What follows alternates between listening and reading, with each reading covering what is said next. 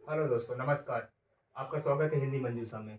एक बार फिर से मैं आपका अपने इस चैनल में स्वागत करता हूं। जैसा कि मैंने आपको पिछले वीडियो में आपको विश्व हिंदी सम्मेलन के बारे में बताया था, जिसमें से मैंने बताया था कि कहाँ-कहाँ और कहाँ किस-किस देश में कब-कब उसका आयोजन हुआ है। आज मैं उसके विषय में के बारे में आपको बताने की कोशिश करूँगा, जो कि इस प्रकार है। जो कि पहला आपका जो विश्व हिंदी सम्मेलन का आपका विषय रहा है वो वासुदेव कुटुंबकम रहा है, जिसका अर्थ होता है एक पृथ्वी, एक संसार और एक परिवार। जिसमें 1975 नागपुर में पहली बार जो आयोजन हुआ था उसी की थीम रखी गई थी। इसका उद्देश्य ये था कि विभिन्न देशों में आए हुए अतिथियों को एक परिवार के रूप में संगठित करना और हिंदी को ज़्यादा से ज़्यादा बढ़ावा देना। इसके बारे में पहले से लोगों को जागरूक करना और हिंदी के विकास और संवर्धन के लिए प्रयास करना है।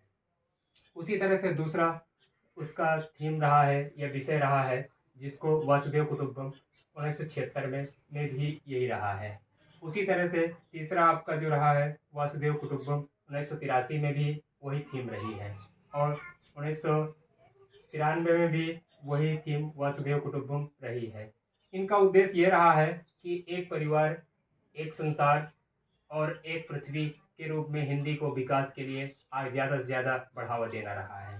उसी तरह से आगे पांचवा जो रहा है इसका उद्देश्य वो रहा है अप्रवासी भारतीय और हिंदी। अप्रवासी भारतीय का मतलब क्या होता है? वे नागरिक जो कि आज पहले कभी भारतीय थे, आज वो दूसरे देशों में बस गए हैं, जहाँ पर उनके बीच में हिंदी को ज़्यादा से ज़्यादा बढ़ावा देने की बात की जाएगी और हिंदी के विकास और संवर्धन के लिए जो अनेक देशों में ये संगठन या सम्मेलन आयोजित किए जाते हैं, उसके माध्यम से लोगों को बताया जाएगा कि क्या हिंदी की स्थिति है, हमारे देश में क्या है, विश्व में क्या है और वैश्विक स्तर पर इसका क्या उपयोगिता है।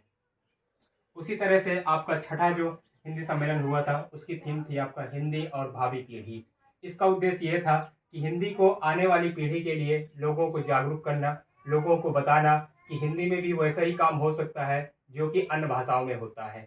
जैसे कि अंग्रेजी अंग्रेजी आज वैश्विक स्तर पर एक प्रमुख भाषा के रूप में उभर रही है। उसी तरह से उसका पीछा करते हुए या उसके समानांतर खड़ी होने के लिए आज विभिन्न देशों के वैज्ञानिकों द्वारा हिंदी को ज़्यादा से ज़्यादा बढ़ावा दिया जा रहा है और लोगों को इसके बारे में लोगों को जानकारी दी जा रही है, क्योंकि इसका उद्देश्य ये होता है कि आज हम जानते हैं कि विश्व स्तर पर हम जनसंख्या के मामले में दूसरे स्तर पर हैं।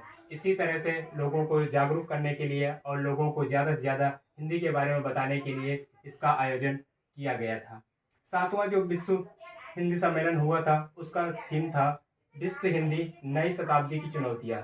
इसमें यह बताया गया था कि विश्व स्तर पर अगर हिंदी को राष्ट्रभाषा के रूप में या वैश्विक स्तर पर हिंदी को अगर किया जाए तो उसमें क्या प्रभाव पड़ेगा और उसमें क्या आने वाली चुनौतियां आएंगी, जिसमें आने वाले समय में निपटा जा सकता है। क्योंकि इसका उद्देश्य के आधार पर ही उनको अलग अलग तरीके से अलग अलग नई नई टेक्नोलॉजी के माध्यम से प्रस्तुत किया जाएगा और बताया जाएगा कि कैसे हिंदी आज एक कंप्यूटर की भाषा बनती जा रही है और कैसे इसमें क्या क्या काम किया जा सकता है और किन किन टूल का इस्तेमाल करते हुए आज हिंदी को एक राजभाषा के रूप में हमारे संविधान में जैसा कि प्रतिपादित किया गया है उसको लेकर आज बढ़ावा दिया जा सकता है।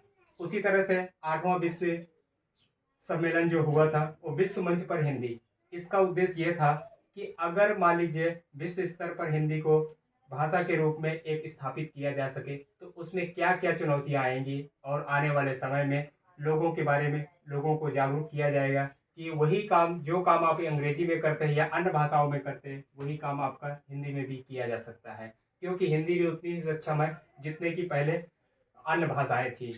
इसी तरह से लोगों को ज़्यादा से ज़्यादा जानकारी देने के लिए भारत सरकार और राजभाषा विभाग कई तरीके के नए टूल्स इस्तेमाल कर रहे हैं और लोगों को जागरूक कर रहे हैं कि आप वही काम अपनी मातृभाषा में भी कर सकते हैं जो काम अन्य भाषाओं में यानी चाइनीज, अंग्रेजी, फ्रेंच आदि भाषाओं में किया जा सकता है। ये रहा आज का विश्व हिंदी सम्मेलन कुछ महत्वपूर्ण विषय, जो कि आने वाले वीडियो में आपको इसके बचे हुए विषय के बारे में बताऊंगा। तब तक के लिए आप चैनल मेरे बने रहिए, लाइक करिए, सब्सक्राइब करिए। जय हिंद।